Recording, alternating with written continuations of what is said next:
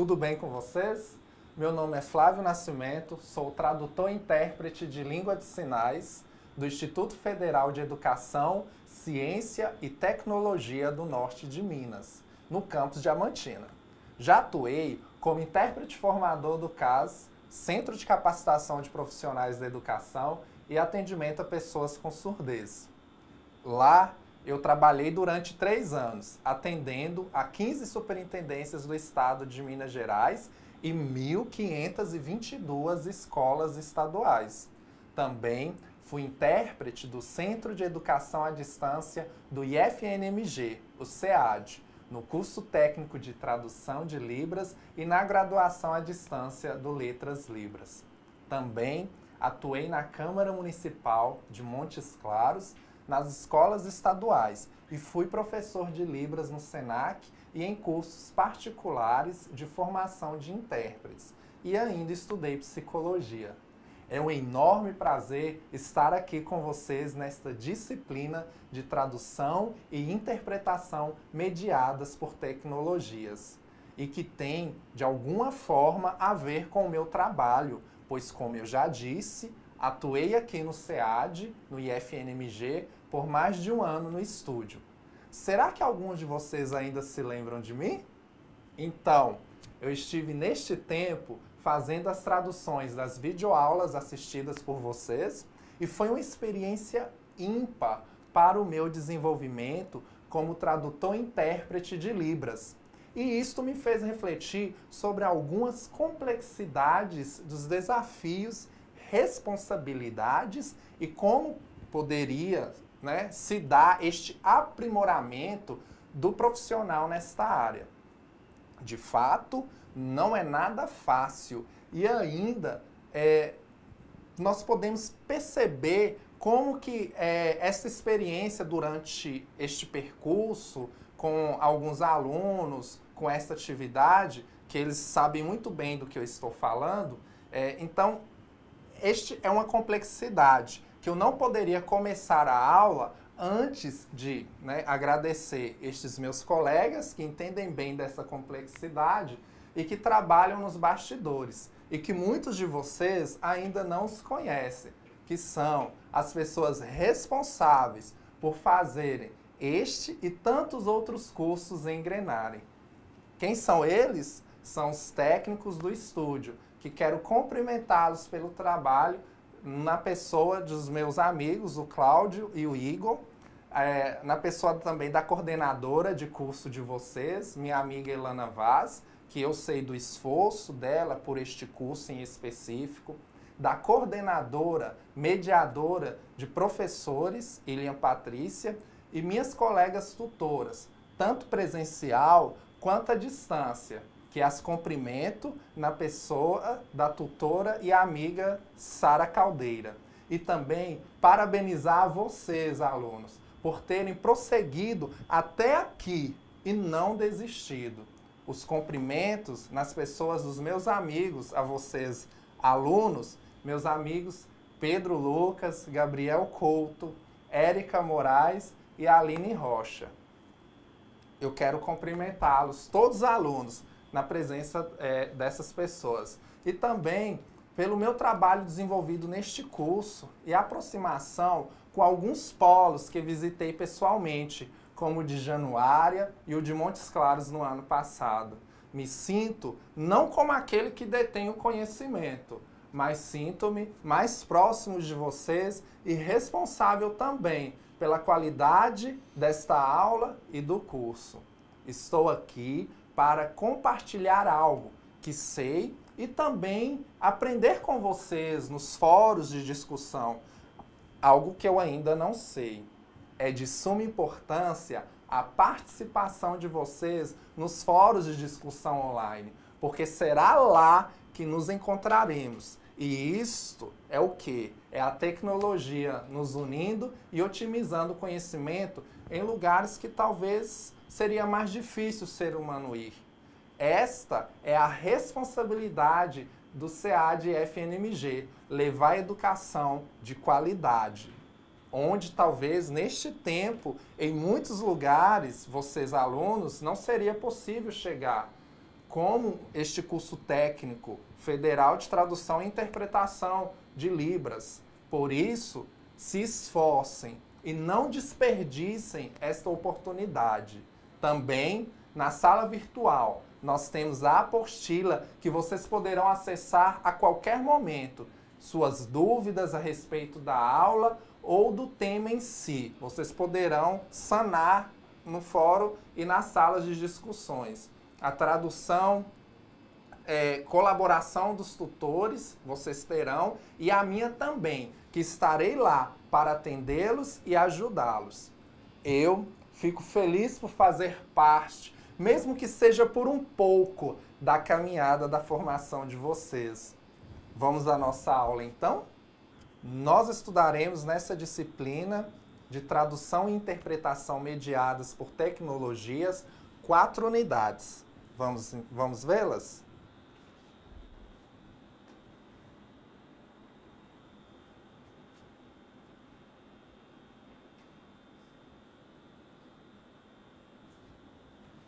Talvez, para alguns de vocês, estes nomes parecem estranhos. Contudo, iremos aprender em cada unidade os respectivos temas associados a elas.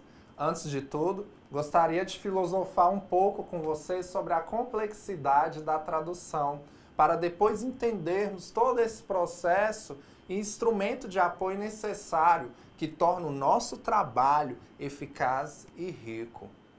No ano passado, justamente depois de começar o trabalho no estúdio do SEAD com as traduções das videoaulas, e isso inclui as verbalizações também, que são traduções, mas em outro tipo de modalidade, escrevi no meu Face uma reflexão e que só depois de um ano voltei a pensar e a refletir sobre esta complexidade. Eu vou compartilhar isso com vocês.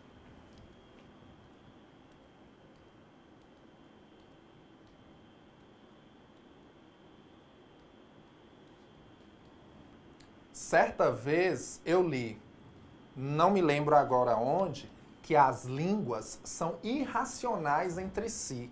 Por isso, não tem como eu fazer uma tradução com hercúlea se eu não me aventurar no mundo do outro. E coloco aqui este outro com o O maiúsculo. Este O maiúsculo simboliza que a cultura, aspectos estritamente ligados à própria língua, pois quando eu aprendo uma língua, eu também aprendo uma cultura. Tenho que me permitir deixar levar pelo pensamento dentro desta língua a qual estou fazendo a minha tradução. Talvez isso signifique, muitas vezes, abandonar a minha língua, minhas crenças e minha cultura para adentrar em um novo mundo. Neste caso aqui, o mundo dos surdos, que é visual, gestual, dramático no que se refere à expressão. O que tenho que passar para este mundo é através do meu corpo, das minhas expressões, de imagens. Entendendo isso, talvez eu deixe de lado um pouco a ideia de que Libras é composta apenas por sinais soltos e desconexos. Convido a vocês, tradutores e intérpretes, a pensarem comigo nesta complexidade. Sim, falo da complexidade porque se pensarmos que é fácil, nós talvez desistimos deste caminho, não nos esmeramos, ou talvez façamos um trabalho de qualquer forma. A partir do momento que eu comecei a trabalhar com tradução de fato, porque tenho certeza que vocês, nas disciplinas anteriores, aprenderam a diferença entre interpretação e tradução. Que tradução não está dentro, no caso, tradução está dentro dos estudos linguísticos.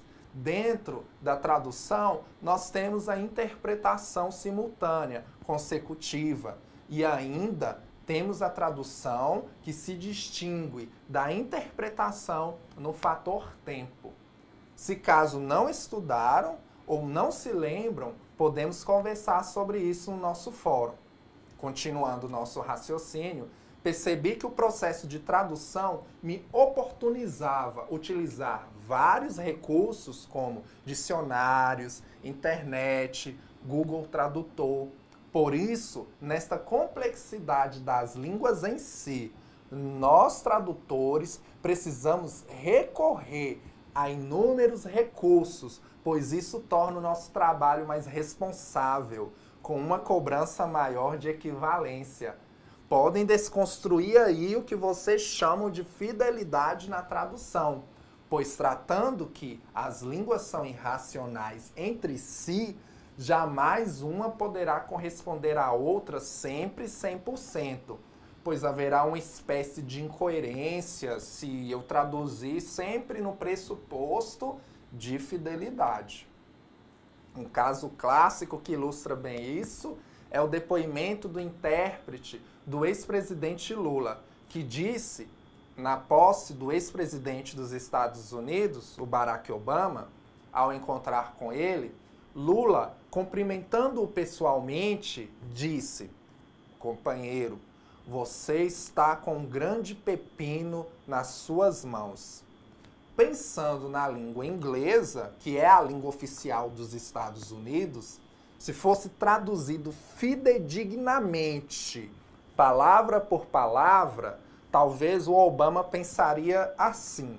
Vamos ver a imagem.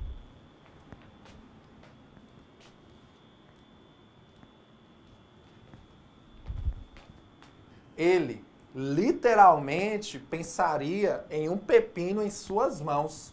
Mas, como um bom tradutor experiente, o intérprete na época do ex-presidente Lula fez a ponte da irracionalidade entre as línguas, procurando a equivalência entre elas, falando assim: amigo, você está com um grande problema em suas mãos.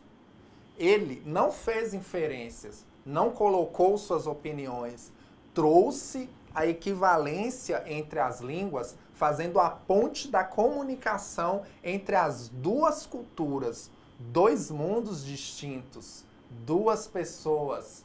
Por isso, disse sobre pensar fora de sua língua, contudo, a partir da língua do outro. Para isso, a globalização e a tecnologia podem estar a serviço do tradutor. Agora que eu já compartilhei com vocês meu pensamento sobre a complexidade entre as línguas e o papel nosso como tradutor dentro da língua, farei uma explanação sobre o processo de tradução e a tecnologia, até chegarmos nos sistemas de memórias de tradução, que é a unidade 1 da nossa aula. Para isto, trarei para a nossa conversa de hoje a Silvia Guzmão Salles, com o artigo Tradução Automática, o processo de tradução mediada por computadores, o Linco Paulo Fernandes, o Loutenar Júnior, da apostila de vocês, Estudos da Tradução 2, o Werner Heidmer, do livro Clássicos da Teoria da Tradução, volume 1, Alemão-Português.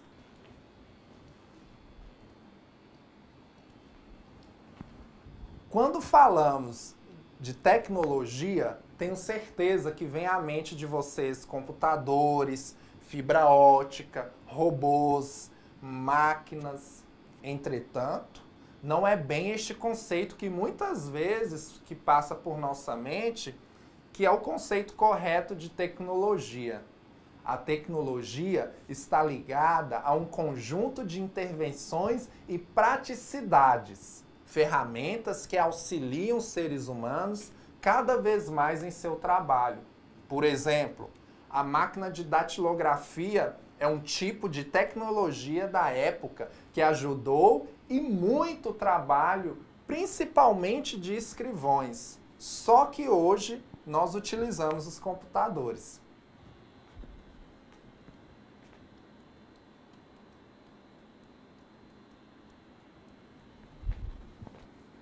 Antes, os surdos tinham o TDD. Aqueles mais maduros vão lembrar disso. Naquela época, este tipo de ferramenta era muito útil para os surdos.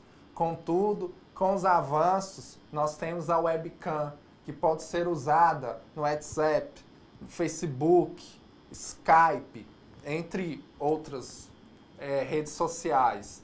Assim também, de acordo com os avanços, os tradutores começaram a usar também ferramentas para otimizarem seus trabalhos. Antigamente, falando de um tradutor clássico, que foi de suma importância na história cristã e não cristã até os dias de hoje, seu nome é Martinho Lutero, a forma encontrada por ele para a tradução da Bíblia como ferramenta foi o povo. Isso mesmo. Ele diz em sua carta do Traduzir de 1530 o seguinte: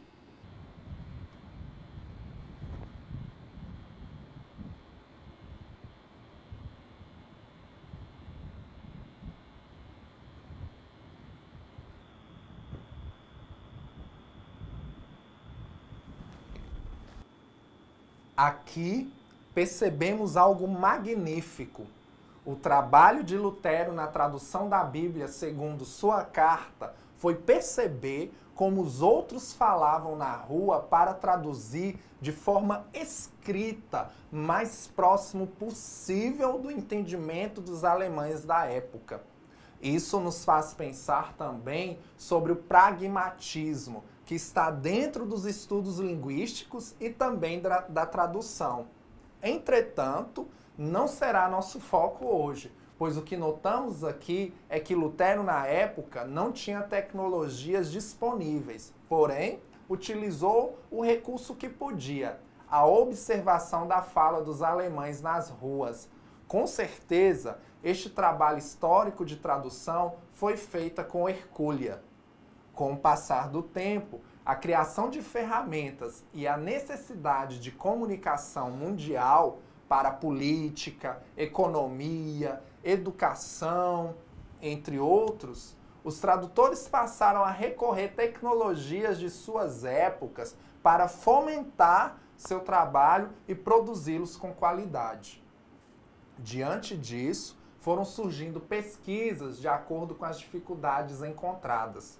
Sabemos que a Segunda Guerra Mundial trouxe vários avanços para a humanidade, desde a criação de raças de cachorros, motocicletas, abordagens psicológicas como o humanismo, uma teoria psicológica centrada no homem, no vir a ser, como também trouxe avanços para a tradução.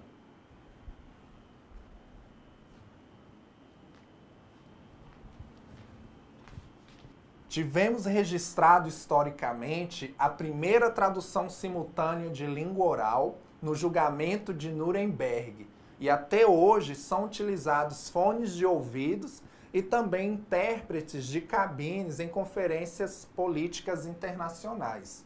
A mais famosa que conhecemos é a da ONU, porém pode ser utilizada quando necessário de acordo com o evento.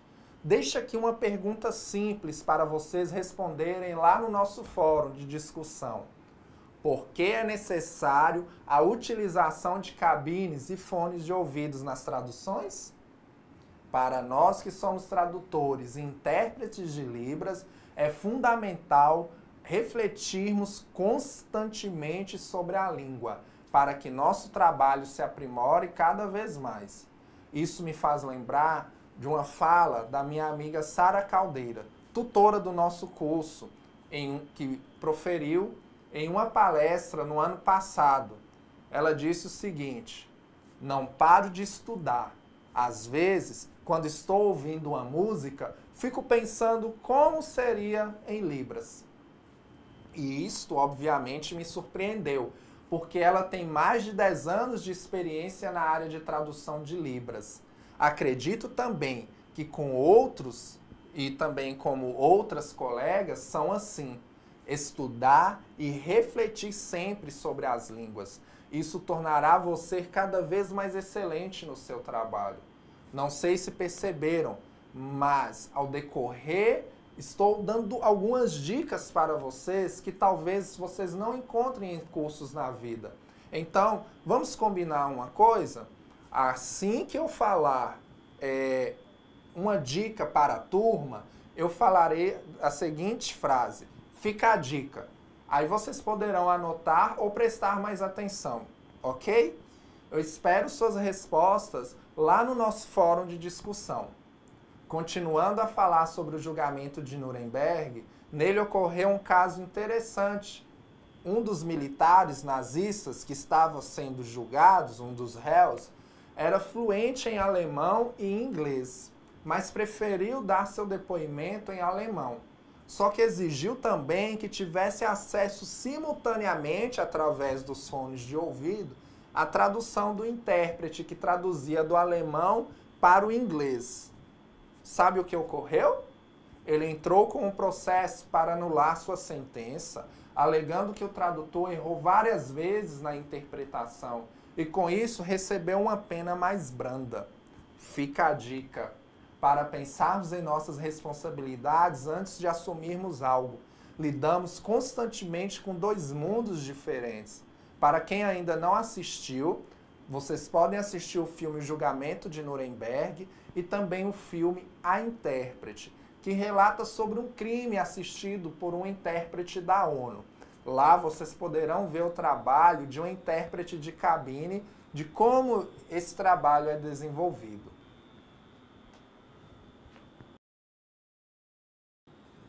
Assim, temos a tecnologia auxiliando em várias etapas e épocas do nosso trabalho.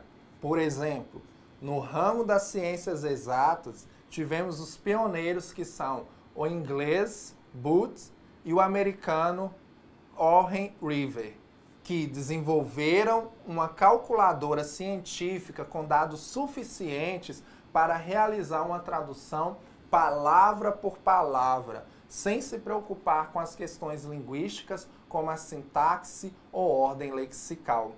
Logo, por meio de uma lista de palavras-chave, uma pessoa teria uma ideia de como o texto seria traduzido. Hoje, os tradutores e grandes empresas contam também o que conhecemos como sistemas de memórias de tradução para auxiliá-los em tarefas cotidianas.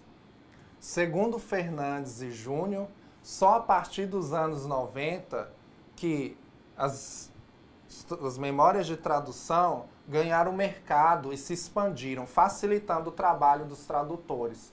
Como se utiliza esse programa? Vamos conhecer um pouco como é processado esse sistema.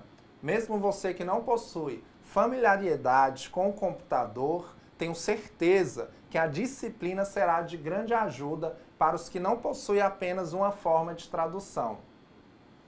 Quando se fala de complexidade e racionalidade entre as línguas, como descrito anteriormente, nós tradutores precisamos ter disponíveis o máximo de ferramentas possíveis para aprimorar nosso trabalho.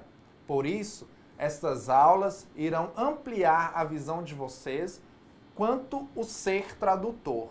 Lembro que as técnicas de tradução entre línguas orais e línguas de sinais são as mesmas, as modalidades das línguas que são diferentes.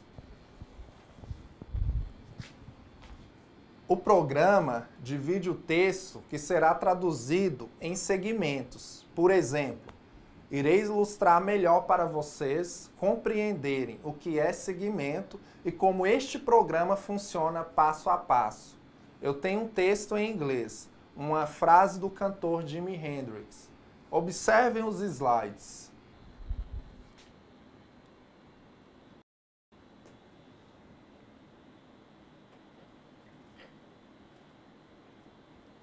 Segundo os autores, o sistema de memória de tradução divide, na maioria das vezes, o texto em segmentos ou sentenças, frases.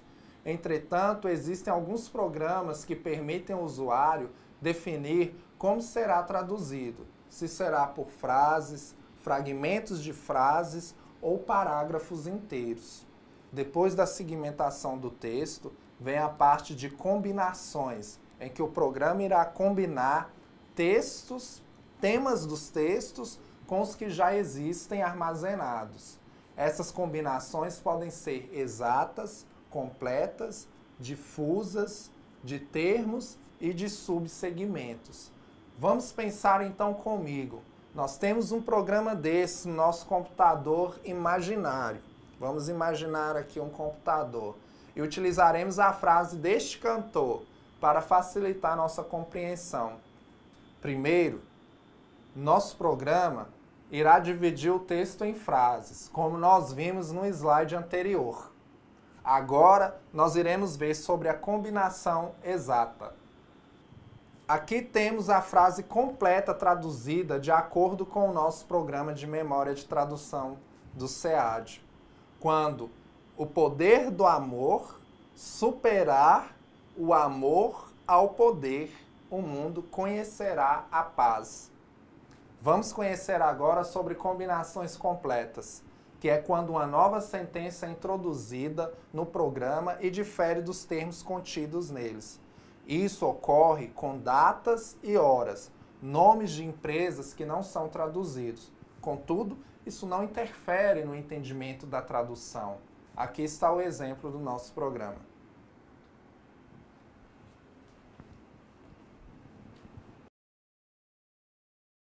Perceberam que não altera o entendimento do texto? Então vamos para o próximo tipo de memória de tradução, que é a combinação difusa, que nem todos os termos são semelhantes. Entretanto, o programa recupera as terminologias mais próximas possíveis, facilitando o entendimento do tradutor.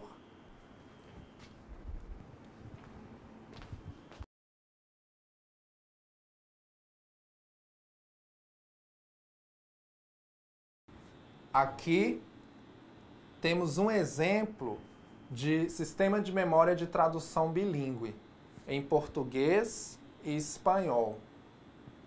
Os subsegmentos ficam entre difusas e as de termos. Aqui são traduzidos termos dos segmentos parecido com as combinações difusas. O último tipo de tradução do sistema de memória de tradução é a combinação inexistente, em que o tradutor não encontrará nos bancos de dados disponíveis termos equivalentes. Então, o próprio tradutor irá traduzir este termo posteriormente e poderá colocá-lo no banco de dados para uma utilização futura.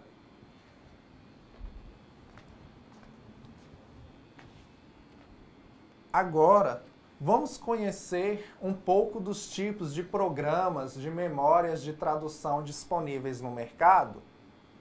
Observem.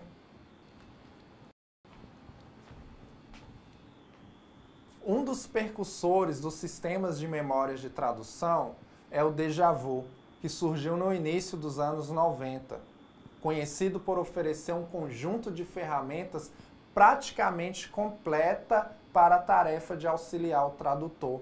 O Déjà Vu contém desde ferramentas básicas para trabalhar com memórias de tradução, como também um conjunto bastante grande de ferramentas que operam em conjunto. Vamos conhecer agora o Tradus?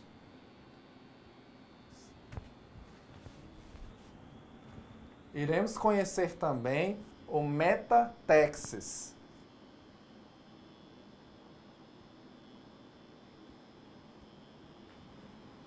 Além do Metatext, nós temos também o Trade.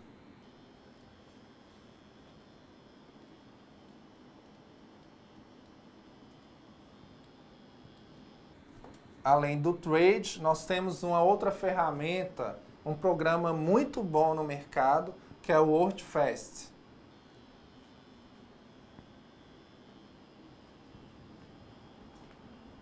Agora que já conhecemos sobre os sistemas de memórias de tradução e como funcionam, pensamos, será que podem ser utilizados em língua de sinais?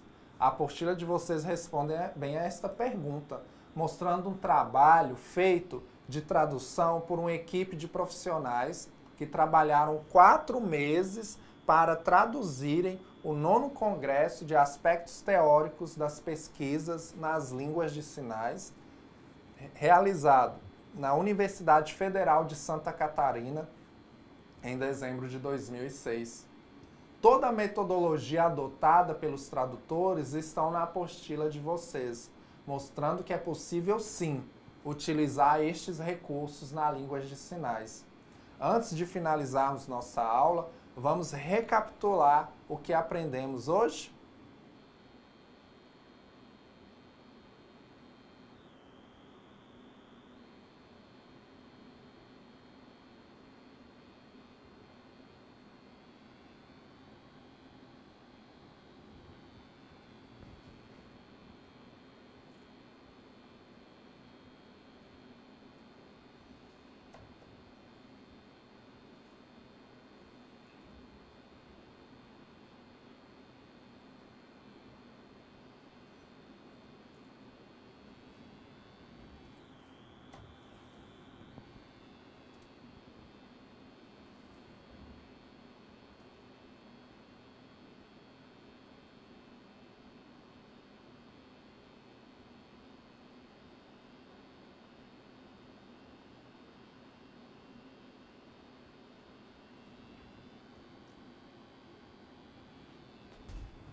Agora que já recordamos um pouco e aprendemos sobre os sistemas de memória de tradução, me despeço aqui de vocês, esperando-os lá no nosso fórum, onde nos encontraremos para conversarmos e partilharmos a aula de hoje. Lembre-se, vocês não estão sozinhos nesta jornada. Podem contar com o apoio dos tutores de vocês, da coordenação, da equipe do SEAD e de seu professor. Abraço e até mais!